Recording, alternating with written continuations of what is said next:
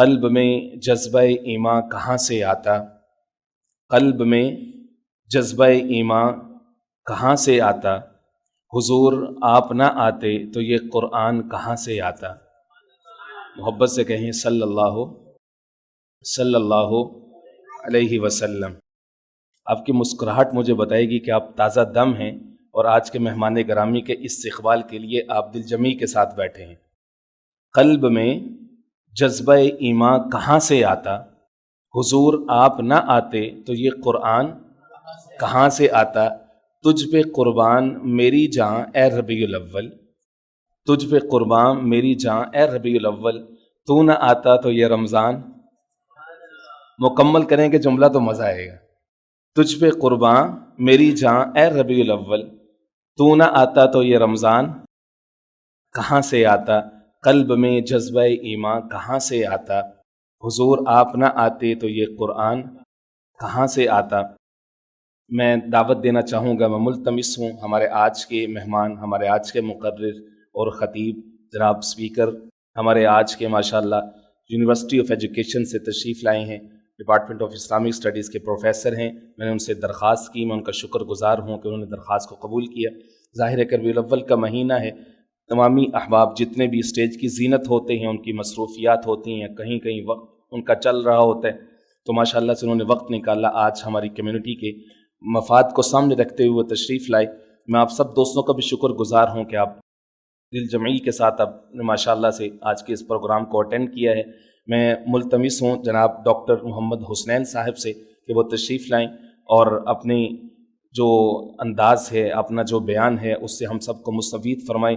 ہمارے آج کے جو پروگرام کا عنوان ہے وہ ہے سیرت النبی صلی اللہ علیہ وسلم کی روشنی میں کمیونٹی بلڈنگ۔ آقا کریم علیہ السلام نے معاشرے کی اصلاح کے لیے، ان کو اکٹھا کرنے کے لیے، اجتماع کے لیے، باہمی ایک دوسرے کے مفاد کے لیے کام کرنے کے لیے، باہمی ایک دوسرے کے ساتھ تعاون کرنے کے لیے حضور پاک علیہ السلام نے کس انداز میں لوگوں کو روشنی بخشی۔ میں ملتمس ہوں ڈاکٹر صاحب سے کہ اپنے کلمات سے ہم سب کو مستفید فرمائیں۔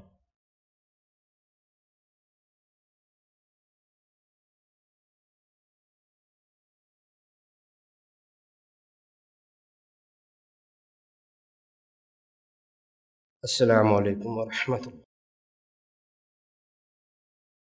اللہم لک الحمد کما انت اہلہ، فصل علی محمد کما انت اہلہ، وافعل بنا ما انت اہلہ، فانک انت اہل التقوی واہل المغفرہ۔ وقال اللہ تبارک وتعالی فی کلامہ المجید والفرقان الحمید، لقد کان لکم فی رسول اللہ اسوۃ حسنہ۔ وقال رسول اللہ صلی اللہ تعالی علیہ وسلم، لا يؤمن أحدكم حتى أكون أحب إليه من والده وولده والناس أجمعين۔ آمنت بالله وصدق الله العظيم وصدقه النبي الكريم۔ حضرات گرامی، سیرت نگاری اور جناب رسول اللہ صلی اللہ علیہ وسلم کی سیرت پر گفتگو کرنا، آپ کی سوانح حیات پر کلام کرنا، یقینی طور پر یہ بہت عظمت والا کام ہے۔ آپ بزرگوں، نوجوانوں اور بچوں کی موجودگی مجھے اس بات کا علم دے رہی ہیں کہ آپ سب لوگ مذہب پسند ہیں اور مذہب کی محبت کے لیے یہاں پر تشریف فرما ہے۔ جس موضوع کا انتخاب کیا گیا انتظامیہ کی طرف سے، وہ اپنے اندر بڑی ہی معنویت رکھتا ہے۔ سماج کیا ہیں، سماج کے تقاضے کیا ہیں، سماج کی اصلاح کے لیے، اس کی تشکیل کے لیے وہ بنیادی اصول کیا ہیں جو رسول اللہ صلی اللہ علیہ وسلم کی تعلیمات سے ہیں۔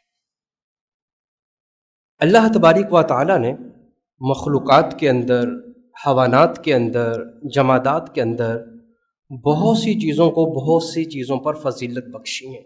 یہ اللہ تبارک و تعالیٰ کی سنت ہے۔ اللہ تبارک و تعالیٰ نے مہینوں میں سے رمضان کو اپنا مہینہ قرار دیا اور راتوں میں سے شب قدر کو عظیم رات قرار دیا۔ خیر من الف شہر، دنوں میں سے اللہ تبارک و تعالیٰ نے جمعے کے دن کو سید الایام کہا۔ حدیث میں آتا ہے کہ اللہ کے رسول صلی اللہ علیہ وسلم نے فرمایا، سب سے قیمتی نماز، سب سے بہترین نماز وہ نماز ہیں جو جمعے کے دن فجر کی نماز ادا کی جائے۔ اس لیے جمعے کا دن بہت قیمتی ہے، بہت قیمتی ہے۔ اللہ تبارک و تعالیٰ نے انبیاء میں سے حضرت محمد صلی اللہ علیہ وسلم کو سید الانبیاء قرار دیا۔ یہ مہینہ آپ کی پیدائش کا، آپ کی آمد کا مہینہ ہے۔ سیرت نگاروں نے جو اختلاف کیا ہے وہ علمی اختلاف ہیں، دلائل کی بنیاد پر اختلاف ہیں، لیکن اس بات پر تمام سیرت نگار، تمام مورخین اس بات پر اتفاق اور اجماع ہے امت کا کہ آپ اسی مہینے میں تشریف لائیں۔ اس لیے یہ مہینہ اللہ تبارک و تعالیٰ کے نزدیک ان معنوں میں برکت کا مہینہ ہے کہ اللہ تبارک و تعالیٰ نے فرمایا لَقَدْ قَانَ لَكُمْ فِي رَسُولِ اللَّهِ أُسْوَةٌ حَسَنَةٌ لَقَدْ مَنَّ اللَّهُ عَلَى الْمُؤْمِنِينَ إِذْ بَعَثَ فِيهِمْ رَسُولًا مِّنْ أَنفُسِهِمْ۔ یہ مومنوں کے لیے برکت کا مہینہ ہے۔ آپ کا وجود، سوسائٹیاں مکالمے کی بنیاد پر ترقی پاتی ہیں، سماج علم و تحقیق کی بنیاد پر ترقی پاتا ہے۔ اللہ تبارک و تعالیٰ کے نزدیک ہر نیک کام میں خیر ہے۔ میں یہاں بیٹھ کر سوشل میڈیا کے بائیکاٹ کے بارے میں بہت لمبی تقریر کر سکتا ہوں، لیکن اس کے بغیر ہمارا گزارا نہیں ہے۔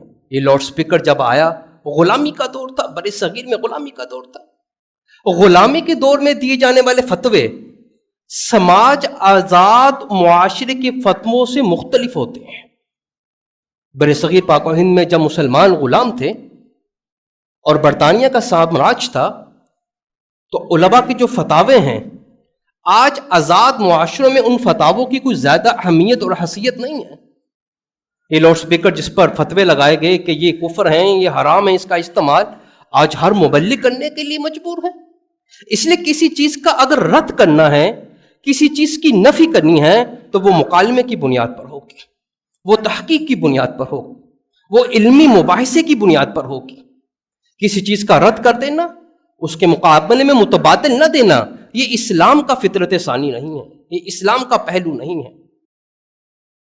اللہ تعالیٰ نے کتابوں میں سے قرآن کریم کو سب سے افضل کتاب قرار دیا۔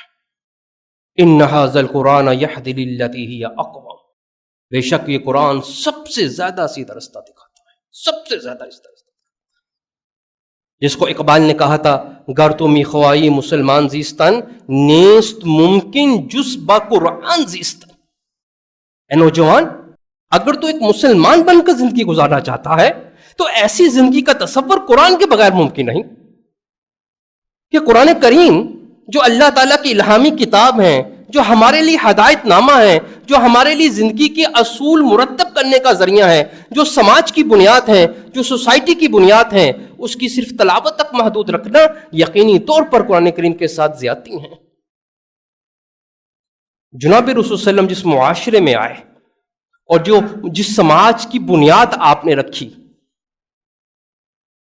کم و بیش آج کے حالات بھی تقریباً ویسے ہی ہیں۔ آپ نے مکہ میں جس معاشرے میں مبعوث ہوئے، ظلم عام تھا۔ طاقتور لوگ اپنی طاقت کی بنیاد پر کمزوروں پر ظلم کرتے تھے۔ نبی کریم صلی اللہ علیہ وسلم نے اس معاشرے میں آنکھ کھولی۔ یہ آج کے ہمارے بچے اور نوجوان بھی ایسے معاشرے میں آنکھ کھول رہے ہیں کہ طاقتور مظلوم پر ظلم کرنا اپنا حق سمجھتا ہے۔ میں اکثر کہتا ہوں، کل جمعے کے خطبے میں بھی میں نے یہ بات کی کہ جن لوگوں کو اللہ تبارک و تعالیٰ نے چند عہدے اور منصب دے رکھے ہیں، کوئی وائس چانسلر ہیں، کوئی رئیس الجامعہ ہے، کوئی ڈائریکٹر ہیں، کوئی ڈین ہے، انہوں نے یہ سمجھ لیا ہے کہ جو زیر دست لوگ ہیں حکومت نے ہمیں اس لیے دی ہیں کہ ہم ان پہ ظلم کریں، ان کے حقوق پامال کریں۔ نبی صلی اللہ علیہ وسلم نے جس معاشرے میں بنیاد رکھی اس معاشرے میں ظلم تھا، اور بھی بے شمار برائیاں تھیں۔ قرآن خود کہتا ہے کہ وہ ظلم کا معاشرہ تھا، جہالت کا معاشرہ تھا۔ نبی کریم صلی اللہ علیہ وسلم نے نوجوان ہونے کی حیثیت سے سب سے پہلے جس مسئلے کو ایڈریس کیا ہے، جس مسئلے کی طرف متوجہ ہوئے ہیں، وہ ظلم ہے۔ قَلَّا إِنَّ الْإِنسَانَ لَيَطْغَىٰ۔ یہ بات اللہ کو ہرگز قبول نہیں ہے کہ انسان انسانوں پہ ظلم کرے۔ اللہ نے موسیٰ علیہ نبینا کو بھیجا، اذهب الى فرعون انه طغى، جاؤ موسیٰ علیہ السلام کی طرف. یہ تو نہیں کہا کہ وہ کبریائی کا دعویٰ کرتا ہے، انا ربکم الاعلیٰ کا دعویٰ کیا ہے. جاؤ میری کبریائی کے بارے میں، میری توحید کے بارے میں، میری رسالت، میری وحدانیت کے بارے میں اسے سبق دو. فرمایا اذهب الى فرعون انه طغى، جاؤ فرعون کی طرف، وہ ظلم کرتا ہے، اور اسے کہو میں اللہ کی طرف بھیجا گیا ہوں. فارسل معانا بنی اسرائیل، بنی اسرائیل کو میرے ساتھ بھیجو. ولا تعذبهم، انہیں تکلیف مت دو. توحید کا پیغام تو نہیں ہے. بنی اسرائیل پہ ظلم کیا جا رہا ہے. اللہ تبارک و تعالیٰ وقت کے نبی کو کہہ رہے ہیں کہ جاؤ فرعون کے پاس، اس لیے جاؤ کہ وہ ظالم ہے، ظلم کرتا ہے، اور جا کے کہو کہ بنی اسرائیل کے لوگوں کو میرے ساتھ بھیجے. فارسل، اور ان پر ظلم نہ کرو. اور قرآن نے اس ظلم کی حالت کو خود بیان کیا کہ وہ بچوں کو قتل کرتا، مردوں کو جلا وطن کر دیتا،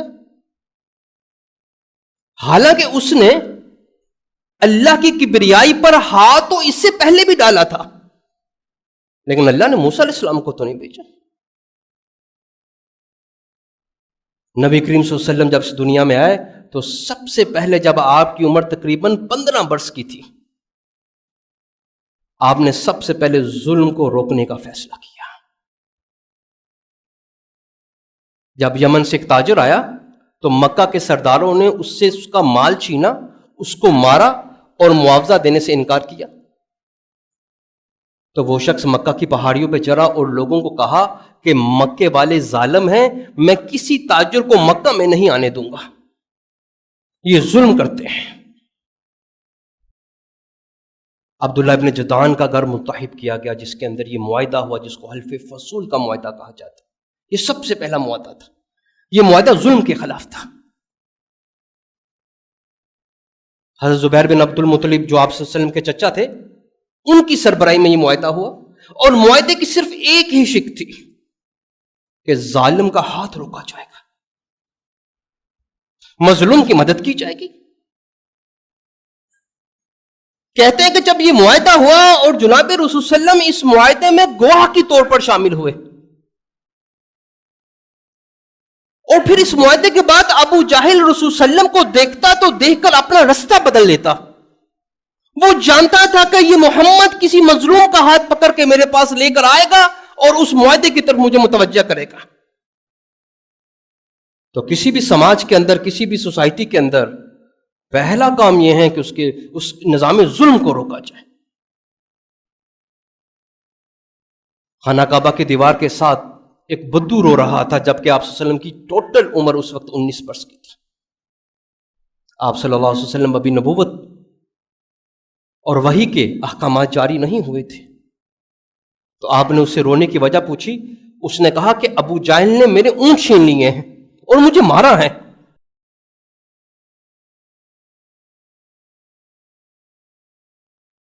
محمد صلی اللہ علیہ وسلم نے ان کا ہاتھ پکڑا. رستے میں ابو بکر صدیق ملے. آپ نے کہا محمد طاقتور ہیں ابو جہل، آپ اس کو ساتھ نہ لے کے جائیں، معاملے کو بیٹھ کر حل کرتے ہیں. فرمایا میں نے حلف فصول کا معاہدہ کیا ہے، مظلوم کا ہم ساتھ دیں گے، ظالم کا رستہ روکیں گے. آپ گئے، اس کے اونٹ اس کو واپس دلوائے. تو رسول اللہ صلی اللہ علیہ وسلم کا جو سب سے پہلا کام تھا سماج کی تشکیل نو کے لیے، آپ نے ظلم کو روکا. آپ جانتے ہیں کہ رسول اللہ صلی اللہ علیہ وسلم جس معاشرے میں آئے وہاں پہ آپ صلی اللہ علیہ وسلم پر ظلم اور زیادتیاں کی گئی، لیکن اس ظلم اور زیادتیوں کے باوجود آپ نے اس معاشرے کی، اس سماج کی ترقی اور فلاح کا کام نہیں چھوڑا. آپ معاشرے کی تعمیر کے لیے، معاشرے کی ترقی کے لیے، معاشرے کی فلاح کے لیے کام کرتے رہے. حالانکہ آپ جانتے ہیں کہ آپ صلی اللہ علیہ وسلم اور آپ کے قریبی ساتھیوں کو شیب ابی طالب کی گھاٹی میں 3 سال کے لیے قید کیا گیا. سعد بن ابی وقاص رضی اللہ تعالیٰ عنہ کل جب فاتح ایران بنے، لوگوں نے آپ کی ترقی پر اور آپ کی کامیابی پر آپ کی مبارکباد دی. تو مولانا احسن علی گیلانی نے اپنی کتاب سے النبی الخاتم کے اندر یہ بات لکھی. تو کہتے سعد بن وقاص نے فرمایا تم جانتے ہو کہ میں کون ہوں؟ میں وہی سعد بن ابی وقاص ہوں جو 3 سال کے لیے نبی صلی اللہ علیہ وسلم کی 7 شب ابی طالب کی گاٹیوں میں بند رہا. ہم نے وہاں درخت کے وہ پتے کھائے جن کو بقیہ کھانا بھی پسند نہیں کرتی تھی. اسلام میرے قربانی مانگتا ہے. معجزات اور اللہ کی نصرت، اللہ کی مدد تو پھر بعد میں آتی ہے. آج کا نوجوان کہتا ہے کہ پہلے اللہ کی نصرت آئے، اللہ کی مدد آئے، پھر ہم نمازیں پڑھنے کے لیے تیار ہوں گے، ہم قربانی دینے کے لیے تیار ہوں گے. 3 سال کے لیے شب ابی طالب کی گاٹیوں میں بند رہنے کے باوجود بھی آپ نے سماج اور معاشرے کی تعمیر و ترقی، اس کی فلاح کے کام نہیں چھوڑے. شب ہجرت کی طرف میں آپ کو لے کر چلتا ہوں کہ جب 7 قبیلوں نے مل کر جناب رسول اللہ صلی اللہ علیہ وسلم نعوذ باللہ من ذالک قتل کرنے کا فیصلہ کر لیا، اور وہ رات بھی متعین کر لی کہ جس رات وہ پیغمبر اسلام پر حملہ کریں گے، آپ صلی اللہ علیہ وسلم نے حضرت سیدنا علی رضی اللہ تعالیٰ عنہ کو بلا بھیجا اور کہا کہ مجھے ہجرت کے احکامات ہوئے ہیں. آپ صبح اس معاشرے ہی کے لوگوں نے آپ کے پاس ایمانتیں رکھوائی تھی. فرمایا ان کی ایمانتیں ان کو واپس دے کر واپس لٹانا. یعنی کہ وہی معاشرہ جو آپ پر ظلم و ستم کر رہا ہے، اور آپ کو اسی معاشرے کی فکر ہے، اسی معاشرے کی اصلاح کی فکر ہے کہ انہوں نے میرے پاس ایمانتیں رکھوائی تھی، ان کی ایمانتیں ان کو پہنچانی چاہیے. آپ صلی اللہ علیہ وسلم نے جو تیسرا کام کیا، آپ نے عمل کیا، رد عمل نہیں کیا. مومن کی یہ شان ہے، وہ عمل کرتا ہے. رد عمل مسلمانوں کی شان نہیں ہے. رسول اللہ صلی اللہ علیہ وسلم نے عمل کیا. قرآن کریم کی جب تلاوت کی، قرآن پیش کیا، تو کفار مکہ نے رد عمل کے طور پر اس کو شعر و شاعری کی کتاب ہی قرار دیا. آپ صلی اللہ علیہ وسلم نے عمل کیا، انہوں نے رد عمل کیا. آپ نے صلح حدیبیہ کیا. اب بظاہری طور پر جتنے بھی سیرت نگار ہیں، آپ حشام بن عبد الملک سے لے کر آپ ابن اسحاق سے لے کر دور جدید کے ڈاکٹر حمید اللہ اور مولانا شبلی نعمانی کی سب سیرت کی کتابیں پڑھ کے دیکھ لیں. حتیٰ کہ صحابہ بھی یہ کہہ رہے تھے کہ یہ معاہدہ بظاہری طور پر مسلمانوں کے خلاف جا رہا ہے، لیکن آپ نے معاہدہ تو کیا. آپ کا معاہدہ آپ کا عمل تھا. رد عمل کے طور پر مشرکین مکہ نے معاہدہ شکنی کی. فتح مکہ آپ کا عمل تھا. آپ کے چچا کو، آپ کے گھرانوں کو، آپ کے گھر والوں کو مکہ میں جو ظلم و ستم ملا، سیرت کی کتابیں اس سے بڑی پڑی. جب ہجرت کا حکم ہوا تو عثمان بن طلحہ کے پاس مکہ کی چابیاں تھیں. رسول اللہ علیہ وسلم نے عثمان بن طلحہ کو بلا بھیجا اور کہا مجھے ہجرت کے احکامات ہوئے ہیں، یہ خانہ کعبہ کھول دو، میں اس کی زیارت کرنا چاہتا ہوں. عثمان بن طلحہ نے کہا میں سب کو چابیاں دوں گا، لیکن محمد تمہیں چابیاں نہیں ملے گی. نبی کریم صلی اللہ علیہ وسلم نے فرمایا عثمان بن طلحہ کہ جو وقت آج تجھ پر ہے، اللہ نے چاہا تو یہ وقت مجھ پر آئے گا، لیکن میں ایسا رد عمل نہیں کروں گا جو تم کر رہے. فتح مکہ، رسول صلی اللہ علیہ وسلم فاتح بن کر مکہ میں داخل ہو رہے ہیں، اس سماج میں داخل ہو رہے ہیں جس نے آپ پر ظلم و ستم کیا تھا. آپ کے چچا کا کس طرح انہوں نے قتل کیا تھا، ساری باتیں آپ کے ذہن میں تھی، لیکن عمل کیا تھا؟ قصبہ نامی اونٹنی پر بیٹھے ہیں اور آپ کا چہرہ انور اور سر مبارک اونٹنی کی کوہان کے ساتھ ہیں اور کہہ رہے ہیں الحمدللہ وحدہ، سب تعریف اللہ تعالیٰ کے لیے ہے. نصر عبد وحدہ وحزم الاحزاب وحدہ، جو اکیلا اللہ کافروں کے ساتھ لڑا. نصر عبد وحدہ، جس اکیلے نے میری مدد کی. آپ جانتے ہیں، آپ کے علم کا حصہ ہوگا، صحابہ کیا نعرے لگا رہے تھے؟ آج بدلے کا دن، آج بدلے کا دن. لیکن جس طرح میں نے پہلے عرض کیا، سماج کی اصلاح کا کام نہیں چھوڑا آپ نے کہا آج بدلے کا دن نہیں ہے، آج معافی کا دن ہے. جنہوں نے ابو جاہل نے آپ کو ستایا، جنہوں نے آپ سے بدلے لیے، یہ ان کا رد عمل تھا. آپ کا عمل کیا تھا؟ آپ نے کہا جاؤ ابو جہل کے بھی گھر میں کوئی ہیں تو وہ ایمان سے ہیں۔ اتنا بڑا ظرف نبیوں کا ہی ہو سکتا ہے۔ تیسرا کام، چوتھا کام جو آپ نے کیا، جو آپ کی سیرت کا بڑا ہی قیمتی پہلو ہے، آج سوسائٹی انتشار کا شکار ہے۔ ہم چاہتے نہ چاہتے ہوئے بچے ماں باپ سے دور ہیں، ماں باپ بچوں سے دور ہیں، بیوی شوہر سے اور شوہر بیوی سے دور ہے، معاشرہ انتشار کا شکار ہے۔ ہم کسی کو رستہ دینے کے لیے تیار نہیں، ہم کسی کو معاف کرنے کے لیے تیار نہیں۔ رسول صلی اللہ علیہ وسلم نے جو عمل کیا ہے وہ معافی کا ہے۔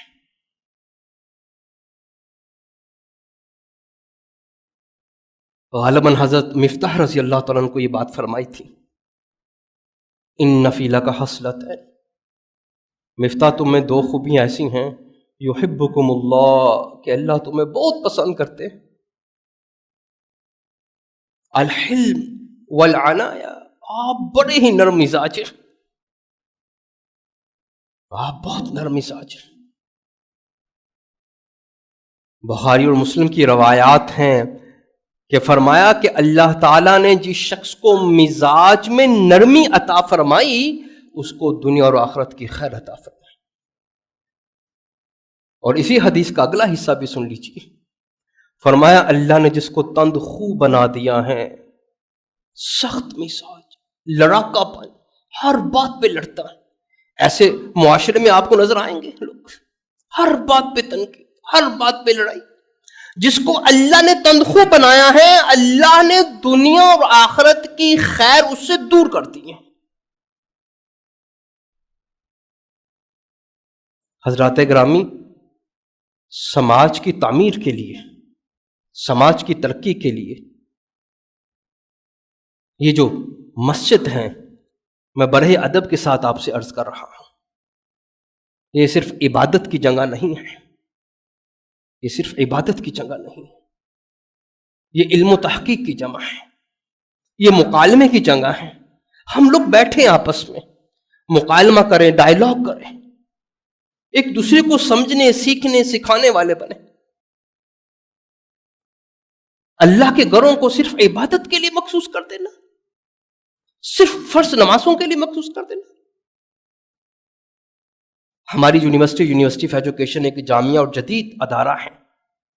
میں نے اپنی یونیورسٹی کے رئیس الجامعہ سے درخواست کی، مسجد بند نہیں ہوگی، آپ سیکورٹی کا انتظام آپ کریں۔ میں آپ کے پاس اللہ کی قسم کھا کے یہ بات کر رہا ہوں کہ میں جب کبھی بھی رات کو مسجد میں گیا، نوجوان طالب علموں کو اللہ کی بارگاہ میں کھڑا پایا، کوئی دقت نہ ہو اللہ کے گھر جانے کی، ہر وقت کھلے ہوں اللہ کے گھر۔ بھائی سوسائٹی کی سیکورٹی پہ اتنے پیسے خرچ ہوتے ہیں، اللہ کے گھروں پہ لگانے والا مزاج۔ نبی کریم صلی اللہ علیہ وسلم کی سیرت، آپ صلی اللہ علیہ وسلم کی سیرت کا مطالعہ، آپ مجھے بتائیں جب رسول صلی اللہ علیہ وسلم پر مشکل آتی تو آپ کا طرز عمل کیا تھا؟ اللہ کے گھر کی طرف متوجہ ہوتے۔ نبی کریم صلی اللہ علیہ وسلم کے پاس ایک صحابی آئے، وہ آنکھوں سے اندھے تھے۔ انہوں نے آ کے کہا، یا رسول صلی اللہ علیہ وسلم دعا کیجیے اللہ تبارک و تعالیٰ سے کہ اللہ تعالیٰ میری بصیرت کو واپس لوٹا دے۔ آپ مجھے بتائیں گے ہمارے ایمان کا حصہ ہیں کہ نہیں ہے کہ اگر اللہ کے رسول دعا کر دیتے اس کی بصارت آتی کہ نہ آتی؟ اپنا لواب دہن لگا دیتے، بصارت آتی کہ نہ آتی؟ کیا بات اللہ کے رسول نے فرمائی، کہا حاجت کے نفل پڑھو اللہ کی بارگاہ میں۔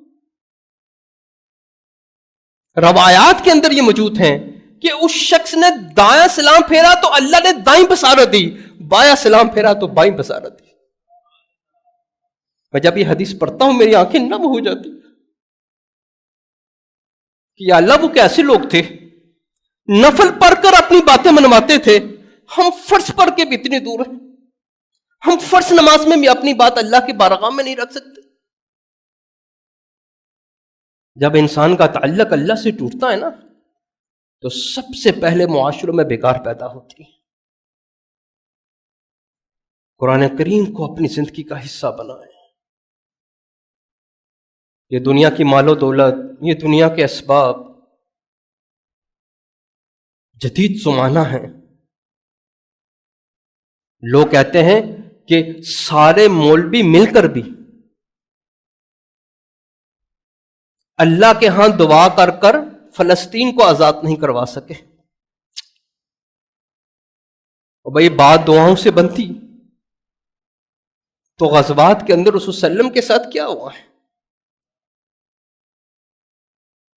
اللہ کی غیرت یہ بات کبھی قبول نہ کرتی کہ رسول صلی اللہ علیہ وسلم کے دندان مبارک شہید ہوتے، آپ کو ضربیں لگتی، آپ پر پٹیاں ہوتی۔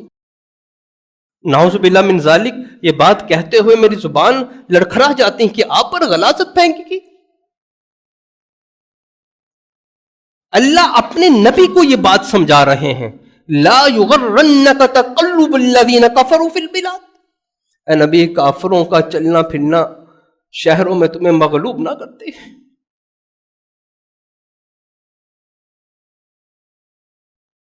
مودودی صاحب نے اس کا عجیب ترجمہ کیا ہے، فرمایا ہے کافروں کی چلت پھرت تمہیں مغلوب نہ کر دے، متاع قلیل، یہ تھوڑی دیر کا سامان ہے، ثم مأواہ جہنم۔ بھئی قرآن پر آ جا رہا ہے، میرا کلام نہیں ہے، میری گفتگو نہیں ہے۔ ثم مأواہ جہنم، کیا میں نہیں، ثم مأواہ جہنم، ہم انہیں جہنم میں گھسیٹیں گے۔ بھئی کافروں کے بارے میں کہا جا رہا ہے، ذلت کی جتنی آیات ہیں کافروں کے بارے میں کہی جا رہی ہیں۔ یوم یجمعکم یوم القیامت ثم، بھئی جس دن سب کو اکٹھا کیا جائے گا، جس دن اکٹھا کرنے میں کوئی شک نہیں ہے۔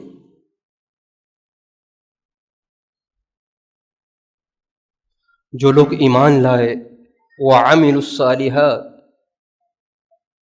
اللہ تبارک و تعالی نے ان کا ٹھکانہ جنت رکھا ہے۔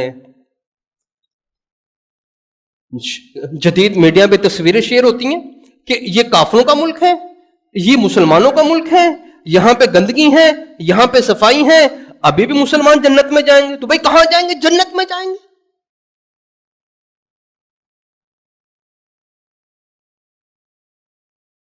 والذین کفروا وکذبوا بآیاتنا، والذی کفروا، جنہوں نے کفر کیا، وکذبوا بآیاتنا، ہماری آیات کا انکار کیا، ثم مأواہ جہنم، ہم انہیں جہنم میں پھینکیں گے۔ یہ اللہ تعالیٰ فرما رہے ہم انہیں جہنم میں پھینکیں گے۔ وبئس المہاد، وبئس المہاد، وہ رہنے کی بہت بری جگہ ہے۔ یہ اسرائیلی طاغوتی طاقتیں، یہ مغربی طاقتیں، یہ جہنم میں جائیں گی۔ یہ دنیا کی چند روزہ زندگی ہے، مال و دولت پر فیصلے ہوتے، عزت اور عہدوں پر فیصلے ہوتے، تو بھائی آج ہم اپنے بچوں کا نام بلال کیوں رکھتے ہیں؟ معاشی طور پر کمزور تھے حضرت بلال رومی رضی اللہ تعالیٰ، حضرت بلال حبشی رضی اللہ تعالیٰ۔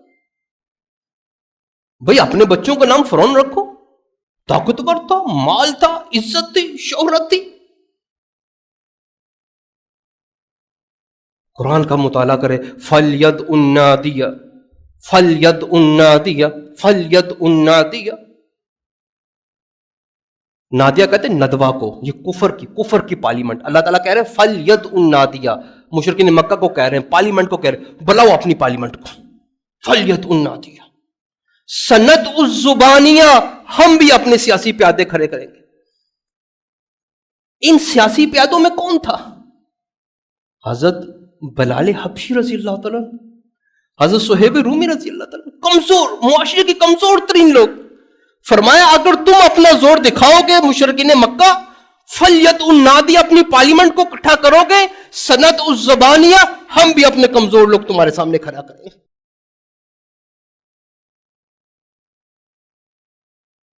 آج پوری دنیا میں جو کچھ ہو رہا ہے، میں مبارکباد دیتا ہوں مسلمانوں کو۔ حماس ہماری آنکھوں کا تارا ہے، کمزور ہونے کے باوجود بھی، تمام عالمی پابندیاں لگنے کے باوجود بھی آج وہ گھٹنے ٹیکنے کے لیے تیار نہیں ہے.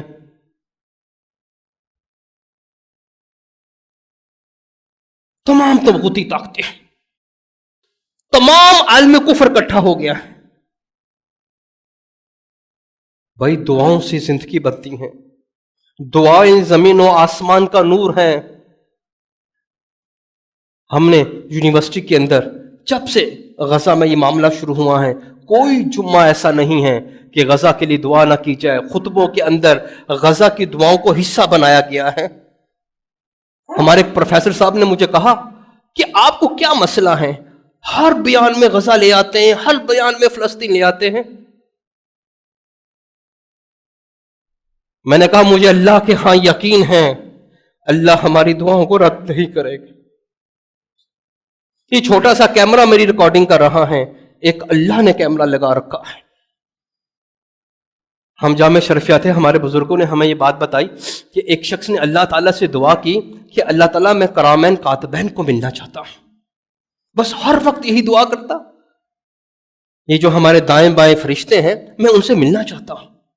تو ایک رات اللہ تبارک و تعالیٰ نے انہیں خواب میں دکھایا کہ دو بزرگ ہیں جن کے قد بڑے قداور ہیں، سفید داڑیاں اور زمین سے لے کر اوپر تک رجسٹر ہیں. تو فرمایا جاتا ہے اس شخص کو یہ ہیں کرامن کاتب ہیں. اس نے کہا السلام علیکم. فرشتے نے رجسٹر کھولا، لکھا السلام علیکم. کہا اوئے تم یہ بھی لکھتے ہو؟ اس نے کہا اوئے تم یہ بھی لکھتے ہو؟ بھائی ہر بات اللہ کے ہاں لکھی جا رہی ہے. آپ کا یہاں پر آنا، میری گفتگو کرنا، ہر چیز اللہ کے ہاں ریکارڈڈ ہے. جن لوگوں نے راتوں کو اٹھ کر فلسطین کے لیے دعائیں کی ہیں، اللہ کی قسم وہ جہاد میں شامل ہیں، وہ جہاد میں شامل ہیں. اگر ہم کچھ نہیں کرتے، میرے بچے جس دکان پہ جاتے ہیں وہ خود مجھے بتاتے ہیں کہ یہ اسرائیلی مصنوعات ہیں. ہمارے ایک جانے والے تھے حضرت، وہ کوکا کولا کی فیکٹری میں تھے. اس نے کہا ماہانہ 2 ارب روپے کا نقصان ہو رہا ہے ہمارا، ماہانہ 2 ارب کا. بھائی جناب رسول صلی اللہ علیہ وسلم کی زندگی، آپ صلی اللہ علیہ وسلم کی زندگی کا مطالعہ، بھائی یہ دن منایا جا رہا نا، ہم اس لیے آپ کی خدمت میں حاضر ہوئے ہیں. سب لوگ اسی اپنے گھر کی مصروفیات سے وقت نکال کے آئے ہیں. بھائی مسجد خوبصورت سجائی کی ہیں، کھانے کا انتظام کیا گیا ہے، معاملات نئے نت نئے کپڑے پہن کر آئے. ہم نے سجا لی مسجد، لیکن ہمارے بازاروں میں تو جھوٹ ویسے ہی چل رہا ہے، دھوکہ تو ویسے ہی ہے. ان الذین یحادون اللہ ورسولہ، دیکھو جن لوگوں نے اللہ اس کے رسول کی مخالفت کی ہے، قبتوا کما قبت الذین من قبلہم، ہم ان کو ذلیل کریں گے جیسے ان سے پہلے لوگوں کو ذلیل کیا ہے. آپ مجھے بتائیں کہ سود اللہ اس کے رسول کی مخالفت نہیں ہے؟ ظلم کے کاروبار اللہ اس کے رسول کی مخالفت نہیں ہے؟ تعلیم کے نام پر لوگوں میں جہالت تقسیم کرنا، جدید اداروں کے اندر ماں بیٹی کو ننگا برہما کرنا اور بچوں کے اندر جنسی بیماریاں پیدا کرنا، کیا اللہ اس کے رسول کی مخالفت نہیں ہے؟ کیا بد نگاہی اللہ اس کے رسول کی مخالفت نہیں ہے؟ کیا فجر کی نماز کو ترک کر دینا اور نمازوں کو وقت پہ نہ پڑھنا اور نمازوں کو اس کی حیثیت نہ دینا، کیا اللہ اس کے رسول کی مخالفت نہیں ہے؟ بھائی جنہوں نے اللہ تبارک و تعالیٰ کے ساتھ معاہدہ کیا ہے وہ تو مبارکباد کے مستحق ہیں. سورۃ الحجرات کا مطالعہ کیجیے، پہلی آیت کا، یا ایھا الذین آمنوا لا تقدموا بین یدی اللہ. دیکھو اللہ اس کے رسول سے قدم آگے نہ بڑھاؤ، اللہ دیکھ رہا ہے. حضرت ابن عباس بازار میں گئے تو ایک مزدور کو کہا کہ یہ سامان مجھے اپنے مالک کی اجازت کے بغیر دے دو. عمر تو نہیں دیکھ رہا، تو اس مزدور نے کہا فَأَيْنَ اللَّهُ، پھر اللہ کہاں ہے؟ فَأَيْنَ اللَّهُ، پھر اللہ کہاں ہے؟ أَلَمْ يَعْلَمْ بِأَنَّ اللَّهَ يَرَى، اے نبی آپ نے ان کو بتایا نہیں کہ ان کا اللہ انہیں دیکھ رہا ہے؟ اللہ کو اپنے ساتھ لے کر چلنے کا تصور، یا ایھا الذین آمنوا لا ترفعوا اصواتکم، اے لوگوں اپنی آوازوں کو رسول وسلم کی آوازوں سے بلند نہ کرو۔ آپ لوگوں کو روزہ رسول پر حاضری کا یقینی موقع ملا ہوگا، یہ آج بھی روزہ رسول پر یہ آیت لکھی ہوئی ہے کہ اے ایمان والو، اللہ اس کے رسول سے اپنی آواز کو بلند نہ کرو۔ آپ جانتے ہیں نا مولانا جامی اور مولانا رومی جیسے عالم اپنی سانس کو بند کر کر روزہ رسول سے گزرتے تھے۔ تنم افسردہ جا بارازی ہجرا یا رسول اللہ۔ جانتے ہیں اس نعت کا پس منظر کیا ہے؟ جانتے ہیں جامی کے ساتھ کیا ہوا تھا؟ جامی نے یہ فارسی میں نعت لکھی اور کہا کہ میں روزہ رسول پر جا کے پیش کروں گا۔ جناب رسول اللہ صلی اللہ علیہ وسلم نے وقت کے حکمران کو خواب میں مولانا جامی کی شکل دکھائی، کہا یہ مدینہ نہ آنے پائے۔ آپ نے بیس بدلا، مدینہ داخل ہونے کی کوشش کی، پھر خواب میں آیا تو مدینہ کے گورنر نے مولانا جامی کو پکڑ کر جیل میں پھینک دیا۔ آپ نے جیل میں کہا تنم افسردہ جا پارازی ہجرا یا رسول اللہ، آپ کی جدائی کے بغیر تو گناہوں کی وجہ سے میرا جسم تار تار ہے۔ رسول صلی اللہ علیہ وسلم اس گورنر کے خواب میں آئے اور کہا اور جامی میرا گستاخ نہیں ہے، جامی کو کیوں قید کیا ہے؟ میں نے تو اس لیے روکا تھا کہ اگر وہ میرے دربار پر آ کے میرے روزے پہ کلام پڑھ دیتا تو مجھے اس کا جواب دینا پڑتا۔ اس روزے کے باہر یہ آیت سورۃ الحجرات کی لکھی ہوئی ہیں کہ اے ایمان والو، اپنی آوازوں کو اللہ اس کے رسول سے بلند نہ کرو۔ آپ اندازہ لگائیں، اوپر قدم کا ذکر کیا گیا پہلی آیت میں، یہاں آواز کا ذکر کیا گیا۔ آواز کا تعلق کس چیز کے ساتھ ہے؟ آواز کا تعلق انسان کی حیات، زندگی کے ساتھ ہے۔ آپ جانتے ہیں جب بچہ پیدا ہوتا ہے، ماں کے بدن سے نکلتا ہے، اگر وہ آواز نہ نکالے، وہ روئے نہ، تو ڈاکٹر کہتے ہیں کہ اس کے اندر حیات نہیں ہے، اس کو کچھ دیر کے لیے ہم انڈر آبزرویشن رکھیں گے۔ اور جب حضرت انسان جاتا ہے تو سب سے پہلے آواز ہی بند۔ کیا کہہ رہے ہیں اللہ تعالیٰ؟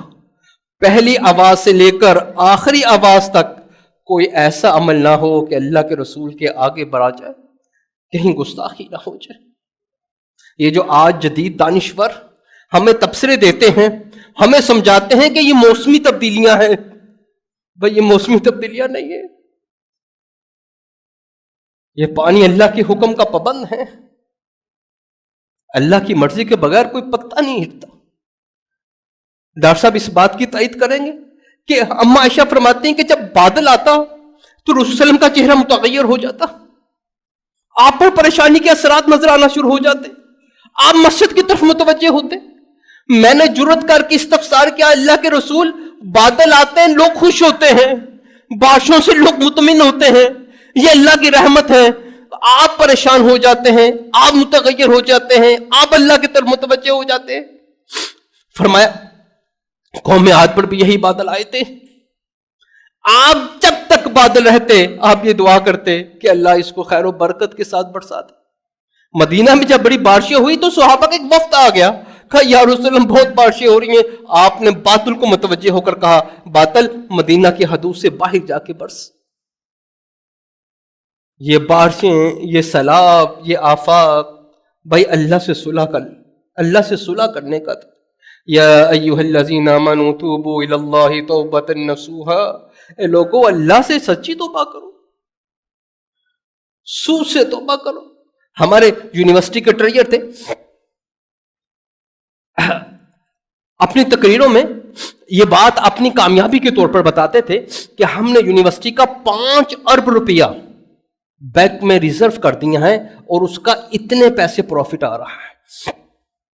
ایک دن انہوں نے میرے سامنے بات کی، میں کہا اللہ سے ڈرو، اس سود کی نحوست سے ہمارے تعلیمی ادارے برباد ہوں گے، ہمارا معاشرہ برباد ہوگا، اللہ تمہاری زندگی سے برکت کو نکال دیں گے۔ ایک تو گناہ کیا ہے، اللہ کے خلاف جنگ کا فیصلہ کیا اور اس کو اپنی کامیابی بتا رہے ہو۔ بھائی گناہ ہو جائے تو رسول صلی اللہ علیہ وسلم کی عادت، رسول صلی اللہ علیہ وسلم کا مزاج پڑھ لیجیے کہ ایک دن میں 100 مرتبہ استغفار کہتے ہیں۔ بھائی اللہ کے رسول کو اللہ کی قسم استغفار کی ضرورت نہیں تھی۔ لیکن اللہ کے ساتھ جڑے رہنا، صبح شام کے اذکار کرنا، رسول صلی اللہ علیہ وسلم کی سیرت کو اپنے اندر اپنانا، اپنے اندر اپنانا۔ بھائی معاشرہ جیسا ہی مخالف کیوں نہ ہو، ہوائیں کیسی ہی مخالف کیوں نہ چل رہی ہو، ان بچوں کو سمجھائیں کہ معاملات اللہ کے ہاں سے حل ہوتے ہیں، فیصلے اللہ کے ہاں سے ہوتے ہیں، تبدیلیاں اللہ کے ہاں سے ہوتی ہیں۔ بس کوئی پریشانی ہو، خوب اللہ کی طرف متوجہ ہونے والا مزاج بن جائے۔ بس آج کے دن کا یہی پیغام ہے، ہمارا تعلق اللہ سے جڑ جائے، ہر وقت ذکر و اذکار میں رہیں، تدبیر کرتے رہیں، تدبیر کرتے رہیں، اور اللہ تعالیٰ سے مدد مانگتے رہیں کہ اللہ تبارک و تعالیٰ ہم کمزور ہیں، ہم سیاکار ہیں، ہم کمزور ہیں، ہم گناہ گار ہیں، مادیت کا غلبہ ہے، مغرب کی چکا چوند روشنیاں ہیں، خواہشات کا غلبہ ہے۔ لیکن آپ کو مبارکباد بھی ہے کہ اس دور کے اندر جو اسلام پر، دین اسلام پر عمل کر رہے ہیں، وہ اللہ کے ہاں بڑے ہی عزت والے، بڑے ہی عزت والے۔ آخری بات کر کے بات کو ختم کروں گا۔ نبی صلی اللہ علیہ وسلم مسجد نبی میں تشریف فرما تھے، آپ صلی اللہ علیہ وسلم کی آنکھیں نم تھی، صحابہ نے استفسار کیا، پوچھا، فرمایا آج مجھے میرے بھائی یاد آ رہے ہیں۔ فرمایا رسول اللہ ہم آپ کے بھائی نہیں ہیں؟ فرمایا نہیں، میں اپنے وہ امت یاد کر رہا ہوں جو مجھے دیکھے بغیر مجھ پر ایمان لائے گی، مجھے دیکھے بغیر مجھ سے محبت کرے گی۔